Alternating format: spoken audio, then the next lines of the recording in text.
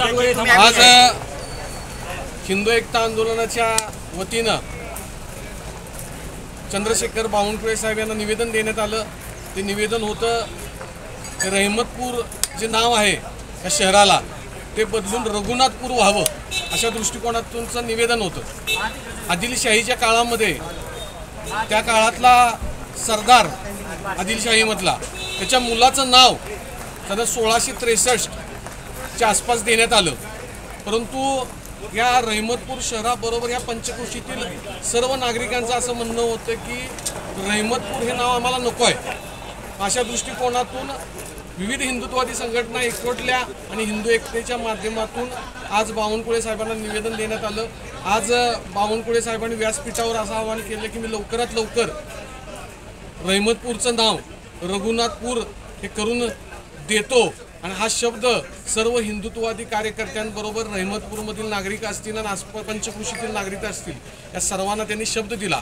मला चंद्रशेखर बावनकुळे साहेबांचं अभिनंदन करू इच्छितो मी सर्व हिंदुत्ववादी कार्यकर्त्यांच्या माध्यमातून की आपण आज आम्ही निवेदन दिलं आणि लगेच त्यांनी व्यासपीठावर त्यांनी सूचना केल्या की मी लवकरात लवकर हे करून देतो।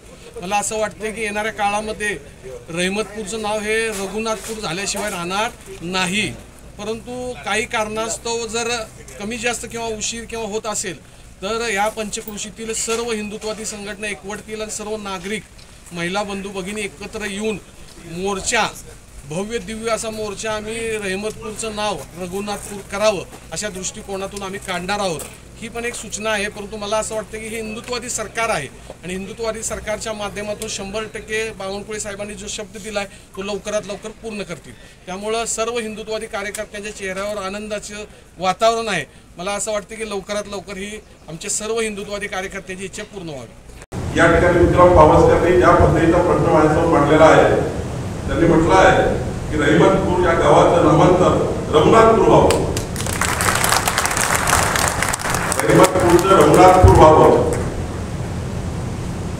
विक्रम, आपण औरंगाबादचं संभाजीनगर केलं, अहमदनगरचं अहिल्यानगर केलं। आता मी आज तुला शब्द येतो की आजच मी माननीय मुख्यमंत्री मोदींशी बोलेल आणि रहमतपूरला रघुनाथपूर कसं करता येईल याकरता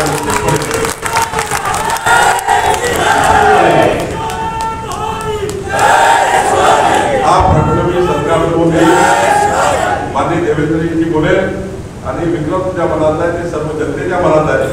काही काळजी करू नका, करत आहे ना सर्वांनी आठवण करून काय करत आहे ना।